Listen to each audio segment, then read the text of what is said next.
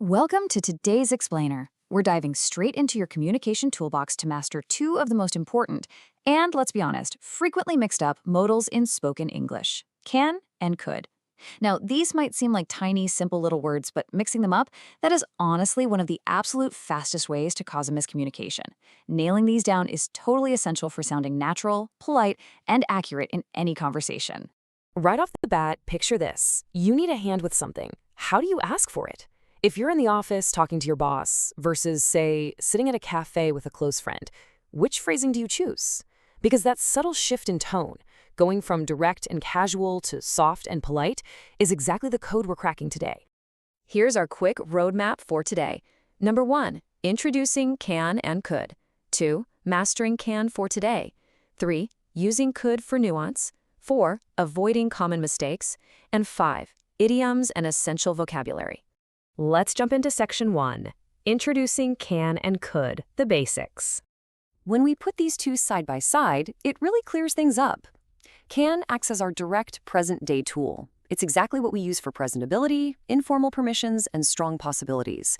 Meanwhile, could steps in when we need to shift gears. It allows us to talk about the past, it adds a much-needed layer of politeness to our requests, and it softens a possibility when, well, we just aren't entirely sure. Moving right along to section 2. Mastering can for today, direct and present. The main takeaway here is to think of can as your absolute go-to word for expressing what someone is actively able to do at this very moment. When you use can, you're being super direct. There's no guesswork involved. It's all about current facts, casual permissions with your peers, or things that are just generally possible in the world today. So, whether you're stating, "I can read English," bragging that a friend can speak 3 languages, or noting that a team can play football, can simply and effectively states a current skill. Even solving math problems or driving a bike fits right in.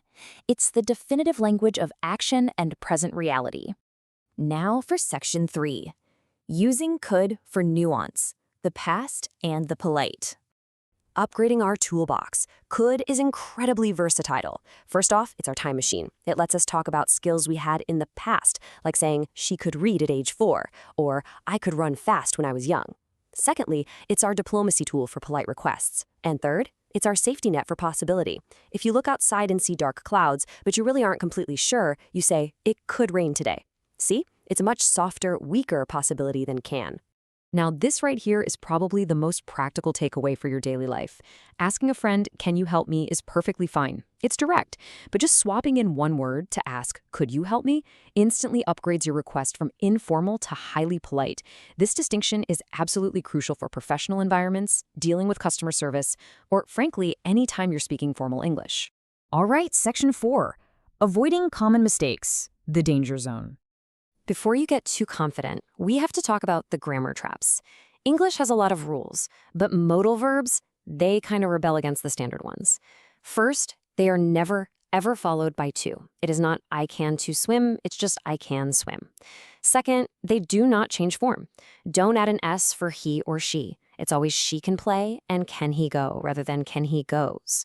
And finally, no way can you stack them together. Saying "I could can swim" makes literally zero sense. Pick one based on your timeline and your intention and stick with it. And finally, section 5, idioms and essential vocabulary, sounding like a native. You've put in the hard work on the grammar front, so here is the fun part. We're doing a rapid-fire round of idioms and vocabulary. Native speakers use these colorful idioms constantly because they express really complex situations incredibly fast. They paint a vivid picture with just a handful of words. Let's string these together into a story. Imagine your vacation plans are still up in the air. Because it's all so uncertain, you might end up having to pay through the nose for last-minute flights. But if you stick to your guns and handle the complicated booking process entirely by the book, well, that amazing destination will definitely ring a bell the second you arrive.